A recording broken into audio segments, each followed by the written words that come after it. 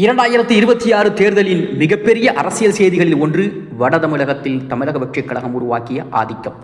மொத்தம் 69 தொகுதிகள் கொண்ட வட தமிழகத்திலே தவேக 44 இடங்களை கைப்பற்றியிருக்கிறது. குறிப்பாக சென்னை, திருவள்ளூர், காஞ்சிபுரம், ராணிப்பேட்டை, வேலூர் போன்ற நகர்ப்புற மற்றும் தொழில்துறை பகுதிகளில் விஜய் அலை மிக தெளிவாக தெரிந்திருக்கிறது. சென்னையில் மட்டும் 16 தொகுதிகளிலே 14 இடங்களை தவேக வென்றிருப்பது தமிழக அரசியலில் வரலாற்று மாற்றமாகவே பார்க்கப்படுகிறது. 2021 முழுவதும் திமுக வென்ற அதே சென்னை இப்பொழுது முற்றிலும் வேறு அரசியல் தீர்ப்பை வழங்கியிருக்கிறது. நகர்ப்புற இளைஞர்கள், பெண்கள், முதல் தலைமுறை வாக்காளர்கள், நடுத்தர மக்கள் ஆகியோரின் ஆதரவை தவேக மிகப்பெரிய அளவில் ஈர்த்திருக்கிறது. அதே நேரத்தில் திமுக அரசின் மீது இருந்த அமைதியான அதிருப்தி, வெள்ள பாதிப்பு, சாலை பிரச்சனைகள், குடிநீர் சிக்கல்கள், நிர்வாக தாமதங்கள் ஆகியவை இந்த தேர்தலில் நேரடியாகவும் பிரதிபலித்திருக்கிறது. இன்னும் சொல்ல போனால் வட தமிழகம்தான் விஜயை முதல்வர் நிலைக்கு கொண்டு வந்திருக்கிறது என்ற அரசியல் கருத்தும் உண்மையே. 2026 தேர்தலில் தமிழக வெற்றிக் கழகம் மிகப்பெரிய முன்னேற்றம் கண்டிருந்தாலும் மேற்கு தமிழ்நாட்டில் அதிமுக கூட்டணி இன்னும் வலுவான சக்தியாக இருப்பதை தேர்தல் முடிவுகள் காட்டியிருக்கின்றன. மொத்தமுள்ள 68 தொகுதிகள் கொண்ட மேற்கு தமிழ்நாட்டில் தவேக 27 இடங்களை வென்றிருந்தாலும் கூட அதிமுக கூட்டணி 24 இடங்களை கைப்பற்றியிருக்கிறது. இது கொங்கு பெல்ட் எனும் அதிமுகவின் முக்கிய ஆதாரமாக இருப்பதையும் வெளிப்படுத்துகிறது. சேலம், திருவண்ணாமலை, தருமபுரி போன்ற பகுதிகளில் அதிமுக கூட்டணி கணிசமான தாக்கத்தை தக்க வைத்திருக்கிறது. குறிப்பாக சேலத்திலே 11 தொகுதிகளில் 7 இடங்களை அதிமுக கூட்டணி கைப்பற்றியிருக்கிறது. எடப்பாடி பழனிசாமியின் தனிப்பட்ட தாக்கம் மற்றும் அதிமுகவின் பழைய அமைப்பு வலிமை இந்த பகுதிகளில் இன்னும் செயல்பட்டு கொண்டிருக்கிறது. ஆனால் அதே நேரத்தில் கோயம்புத்தூர், ஈரோடு, நாமக்கல், திருச்சி போன்ற நகர்ப்புற மற்றும் வளர்ச்சி மையங்களில் தவேக பெரிய முன்னேற்றம் கண்டிருக்கிறது.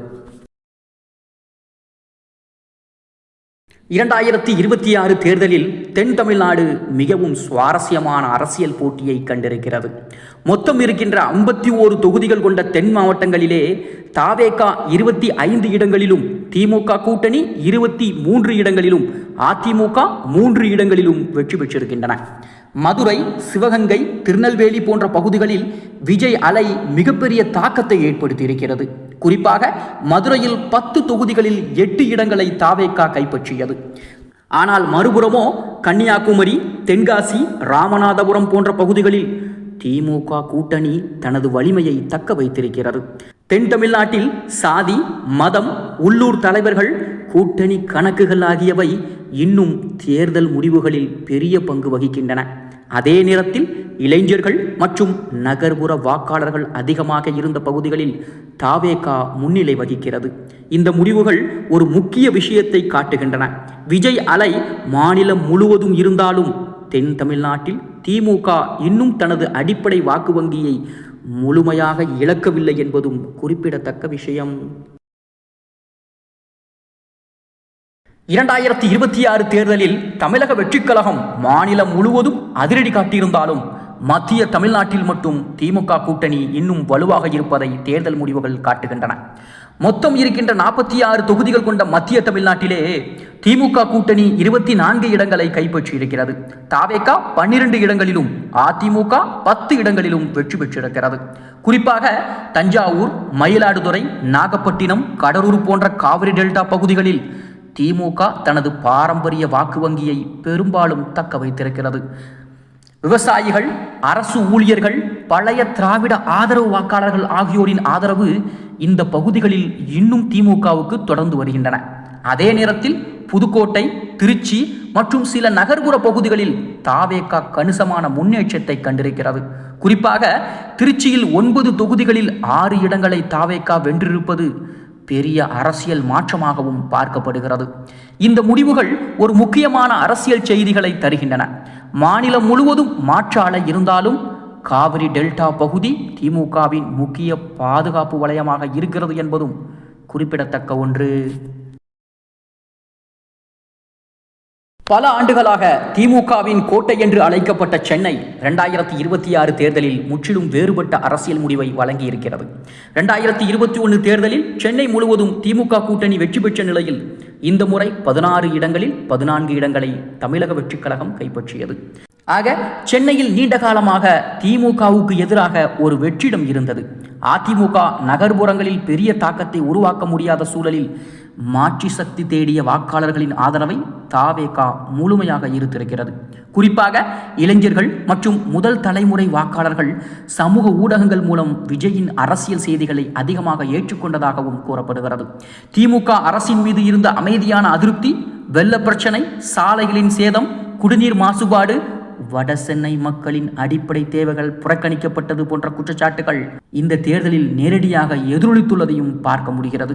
அதேபோல பெரம்பூரில் விஜய் போட்டியிட்டது சென்னையின் பல பகுதிகளிலே மனநிலையை மாற்றியதாகவும் அதன் தாக்கம் கொளத்தூர் உள்ளிட்ட அருகில் இருக்கக்கூடிய தொகுதிகளிலும் பிரதிபலிப்பதாகவும் பார்க்கப்படுகிறது. விஜய் நடிகர் கவர்ச்சியால் மட்டுமே வெற்றி பெறவில்லை, மக்கள் மாற்றத்தை விரும்பியதால் இந்த முடிவு வந்திருக்கிறது என்பதும் உண்மையே. சென்னையின் தேர்தல் முடிவுகள் தமிழக அரசியலில் புதிய தலைமுறை அரசியலுக்கான கதவை திறந்துவிட்டதா என்ற கேள்வியும் எழுப்பப்படுகிறது.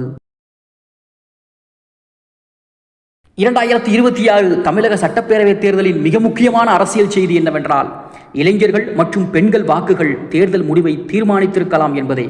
இந்த இரண்டு வாக்கு பிரிவுகளையுமே தமிழக வெற்றிக் கழகம் மிக வலுவாக ஈர்த்திருக்கிறது. விஜய் தனது பிரச்சாரங்களில் பெரிய அரசியல் பேச்சுகளை விட மாற்றம், புதிய தலைமுறை, சாதாரண மக்களின் குரல் போன்ற உணர்ச்சி வசப்படுத்தும் செய்திகளை அதிகமாக முன்வைத்தார். குறிப்பாக சமூக ஊடகங்களில் தாவேக மிகப்பெரிய அளவில் இயங்கியது.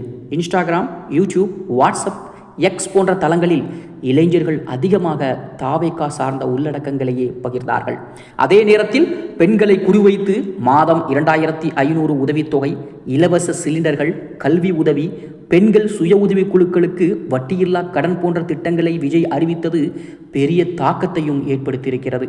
திமுக அரசும் பெண்களுக்கான பல நலத்திட்டங்களை அறிவித்திருந்தாலும் புதிய மாற்றம் வேண்டும் என்ற மனநிலை பெண்களிடையே கூட உருவாகி இருந்ததையும் கவனிக்க முடிகிறது. முதல் முறையாக வாக்களித்த இளம் வாக்காளர்கள் மற்றும் நகர்ப்புற பெண்கள் இந்த தேர்தலில் மிக முக்கியமான சக்தியாக இருந்தார்கள். அந்த ஆதரவை விஜய் முழுமையாக தன் பக்கம் திருப்பியிருக்கிறார் என்பதே தற்போது அதிகமாக பேசப்படக்கூடிய விஷயம். 2026 தேர்தல் டிஜிட்டல் தலைமுறை அரசியல் தொடங்கிய தேர்தலாகவும் வரலாற்றில் நினைவு கூறப்படும். பல ஆண்டுகளாக தமிழ்நாட்டில் திமுகவின் முக்கிய கூட்டணி கட்சியாக இருந்த காங்கிரஸ் 2026 தேர்தலுக்கு பிறகு விஜயின் தமிழக வெற்றிக் கழகத்திற்கு ஆதரவு அளித்திருப்பது தமிழக அரசியலில் பெரிய விவாதத்தை ஏற்படுத்தியிருக்கிறது. இந்திரா காந்தி காலத்திலிருந்து ராகுல் காந்தி காலம் வரை நீண்டிருந்த திமுக காங்கிரஸ் உறவு பல ஏற்றத்தாழ்வுகளை கடந்தும் தொடர்ந்தது. ஆனால் இந்த முறை தேர்தல் முடிவுகள் வெளியாகக்கூடிய சமயத்திலே காங்கிரஸ் தாவேகாவிற்கு ஆதரவு தெரிவித்தது அரசியல் வட்டாரங்களை அதிர்ச்சியில் ஆழ்த்தியது. தமிழ்நாட்டில் காங்கிரஸ் தனித்த அடையாளத்தை மீண்டும் உருவாக்க வேண்டும் என்ற எண்ணமே இந்த முடிவிற்கு காரணம். திமுக கூட்டணியில் நீண்ட காலமாக இருந்தாலும் காங்கிரஸ் கட்சி வளர்ச்சி பெறவில்லை என்ற அதிருப்தி கட்சிக்குள் இருந்தது. அதே நேரத்தில் விஜயின் எழுச்சி எதிர்கால அரசியலில் புதிய வாய்ப்புகளை உருவாக்கும் என காங்கிரசும் கருதுகிறது. குறிப்பாக உள்ளாட்சி தேர்தல், மக்களவை தேர்தல் போன்ற அடுத்தடுத்த அரசியல் கணக்குகளும் இந்த முடிவின் பின்னணியில் இருக்கலாம். ஆனால் இதை திமுக முதுகில் குத்தியது என கடுமையாக விமர்சித்திருக்கிறது. பல ஆண்டுகள் கூட்டணியில் இருந்து வெற்றிகளை பெற்ற காங்கிரஸ் தற்போது அரசியல் சூழ்நிலைக்கு ஏற்ப பக்கம் மாறிவிட்டதாக திமுக ஆதரவாளர்கள் குற்றம் சாட்டுகிறார்கள். இது வெறும் அரசியல் கணக்கா அல்லது தமிழ்நாட்டில் புதிய கூட்டணி அரசியலின் தொடக்கமா என்பதே தற்போது அதிகம் பேசப்படும் கேள்வி. தமிழக வெற்றிக் கழகம் தனது தேர்தல் அறிக்கையில் பெண்களுக்கு மாதம் 2500, இலவச சிலிண்டர்கள், இளைஞர்களுக்கு உதவித்தொகை, விவசாயிகளுக்கு நிதி உதவி போன்ற பல பெரிய வாக்குறுதிகளை அறிவித்திருந்தது. ஆனால் இந்த திட்டங்களை நடைமுறையில் கொண்டு வருவதற்கு ஆண்டுக்கு லட்சக்கணக்கான கோடி ரூபாய் தேவைப்படும் என பொருளாதார நிபுணர்கள் எச்சரிக்கிறார்கள். ஏற்கனவே தமிழ்நாட்டின் கடன் சுமை தொடர்ந்து அதிகரித்து வரும் நிலையில் புதிய அரசு எப்படி நிதியை சமாளிக்கப் போகிறது என்ற கேள்வியும் எழுந்திருக்கிறது. வாக்குறுதிகளை உடனடியாக நிறைவேற்றாவிட்டால் மக்கள் அதிருப்தி உருவாகும் அபாயமும் இருக்கிறது. அதே நேரத்தில் தாவேகா மற்றும் அதன் பல எம்எல்ஏக்களுக்கு ஆட்சி நிர்வாக அனுபவம் இல்லை என்பதும் முக்கிய சவாலாக பார்க்கப்படுகிறது. அமைச்சரவை அமைத்தல், அதிகாரிகளை தேர்வு செய்தல், சட்டப்பேரவையை நிர்வகித்தல், எதிர்க்கட்சிகளின் அழுத்தத்தை சமாளித்தல் போன்றவை ஆரம்பத்திலேயே கடினமான சோதனைகளாக இருக்கும் எனவும் பார்க்கப்படுகிறது. இருந்தாலும் சரியான அதிகாரிகளை சரியான இடத்தில் நியமித்தால் அரசு இயந்திரமே வழிகாட்டும் என்ற கருத்தும் உள்ளது. விஜயின் மிகப்பெரிய சவால் தேர்தலில் வென்றதை நிரூபிப்பது அல்ல, ஆட்சியில் அந்த நம்பிக்கையை நிலைநாட்டுவதே என்பதும் முக்கியத்துவம் வாய்ந்தது.